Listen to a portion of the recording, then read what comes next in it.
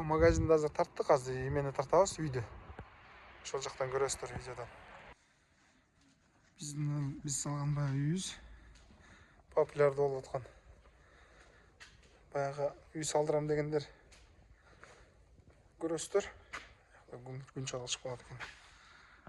Кандай өзүңүздөр проектиңиздерди бересиздер, ошого карап эсептеп бере беребиз.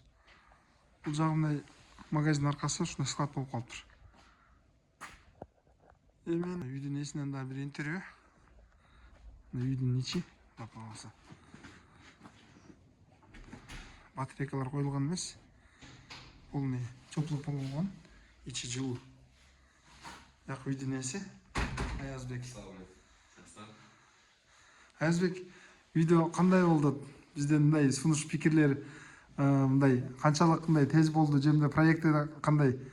Өзүңө эмелериң, сунуш пикирлериң же кандай болду, тез болду, эмне болду?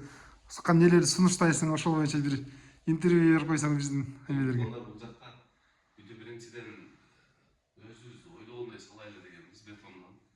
Монолитный дом болуп айтылат, үй айтылат. Негизинен өтө жакшы. Проект дагы жакшы, анан үйдүн бак түтүшү дагы жакшы да. Вообще ушу үйдү дубалды анан забор менен 14 күнүнө эле бүтүрүп кетишкен. Түгүндөгү фундаменттен беричи.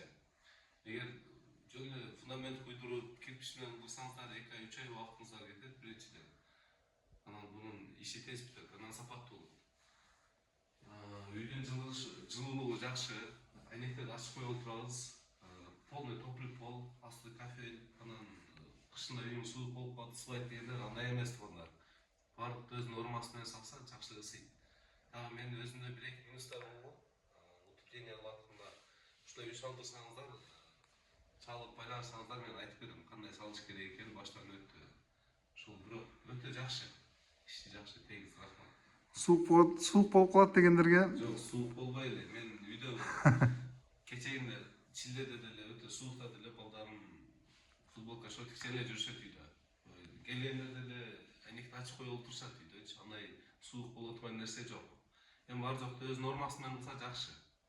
Сиздерге рахмат.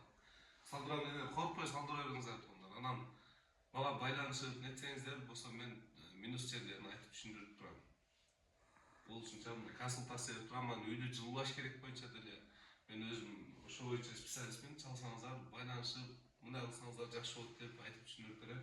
Үйдө көргөнүңүздөрдө эч жерде батарейка жок. Бунун экинчи этажы дагы уланат тоондар. 2 этаж алай этажды салган. Ошо. Рахмат сиздерге. Маки үйдүн ичи. Бизден мурунку видеолор көрсөңүздөр, бул жак ошол душка салып бергенбиз, мына спальный. Бул жакта спальный, бул жак эме экинчи этажга чыгып кеткен жери болчу. Азырча үй болуп жакшы. Ушул бардыгыңыздар ошол үйдү тартып бер дегендерге ушул мына. Бул жактар ушу айнектерин коюп бергенбиз. Бийик 2 метр болчу, бийиктиктери. 2 метрге 1,20 белем ушундай. Мына биз салып берген үйдүн сыртынан ушундагы 5 сантиметрлик кылып базальт кылыптыр бардык жагын. Ошол үчүн үйдүн ичи жылуу экен. Мына үйдүн дубалдын бийиктиги, мына фундамент турбайбы? Фундаменттин бийиктиги 3 метр болгон да. 3 метр кылам десеңиздер 3 метр кылып беребиз. 2,80 дегендерге 2,80. Андан бийик дегендерге бийик. Бул жактагы дубалдарында 3 метр кылып бергенбиз. Кийин үйдү салгандан кийин дагы кеч күздө келип ушуларын кылып бергенбиз. Ушундай болуп каласаңыздар, мына туалетке ылайыкташтырып, каласаңыздар топко, сопка, ошол мындай проектиңиздерди берсеңиздер, биз эсептеп беребиз сиздерге удобный кылып. Анан ошого карап планыңыздарды түзө бересиздер.